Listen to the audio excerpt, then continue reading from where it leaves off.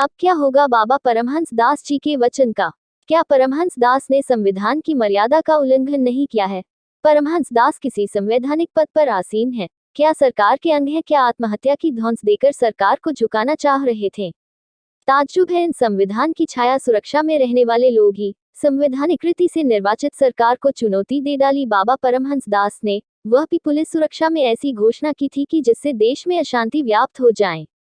हमें हमारे प्रजातांत्रिक रीति से निर्वाचित सरकार पर भरोसा रखना ही चाहिए।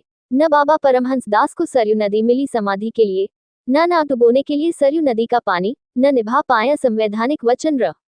अब समय आ गया है अभिव्यक्ति की स्वतंत्रता पर भी नियंत्रण रखने का। सरकार को संवैधानिक रीति से निर्वाचित जनप्रतिनिधि और अधिकारी कर्मचारी ही संवैधानिक रीति से हस्तक्षेप करें, मठ मस्जिद मंदिर के सेवक नहीं। देश को अशांत करने जैसे लोगों की वाणी पर लगाम लगाने की सख्त आवश्यकता है। उज्जैन से बुद्धपथ समाचार के लिए प्रधान संपादक नीलेश परमार की यह खास रिपोर्ट। की हत्या कर रहे हैं और उसी तरह जो है तो तमिलनाडु में हो रहा है, केरल में हो रहा है। जहां भी मुस्लिम आबादी ज्यादा है उनको पाकिस्तान से प्रेम है, लेकिन हिंदू और हिंदुस्तान से नफरत है। ये हिंदू और हिंदुस्तान के वजूद को मिटाना चाहते हैं। इसलिए अब आवश्यक है कि भारत को हिंदू राष्ट्र घोषित किया जाए। और अगर ऐसा नहीं होगा तो मैं जगत गुरु परमहंस आचार्य पीठ स्थित तपस्वी छावनी राम घाट अयोध्या से हमने इनको 4 महीने का समय दिया है, नहीं तो गांधी जयंती के दिन 2 अक्टूबर 2021 को सरजू जी में जल समाधि लूंगा। आशा करता हूं कि आदरणीय प्रधानमंत्री नरेंद्र मोदी जी के नेतृत्व में संविधान की रक्षा के लिए यह महत्वपूर्ण कदम जरूर उठाया जाएगा।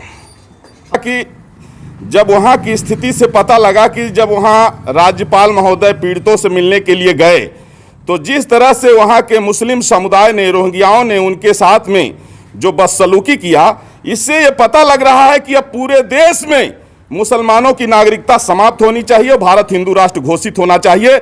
नहीं तो 13 बार भारत के बंटवारा हो चुका है और अब स्थिति में भारत नहीं है कि फिर से ये बंटवारा झेल सके। तो इसलिए राष्ट्र की एकता और अखंडता के लिए चाहे जान चले जाए, लेकिन मुसलमानों की नागरिकता समाप्त होनी चाहिए, भारत हिंदू राष्ट्र घोषित होना चाहिए।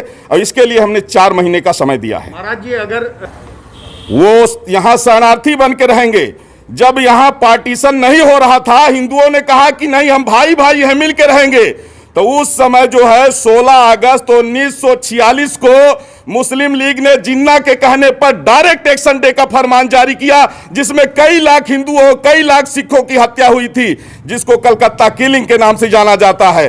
तो जब वो देश बट गया, धर्म के नाम पर बटा, उनको अलग देश मिल गया और पाकिस्तान बांग्लादेश में हिंदुओं की नेशनलिटी नहीं है, इसलिए हिंदुस्तान में इनकी नेशनलिटी खत्म होनी चाहिए। अगर इन्हें रहना है तो ये शरणार्थी बन के रहेंगे, लेकिन नागरिक बन के नहीं रहेंगे।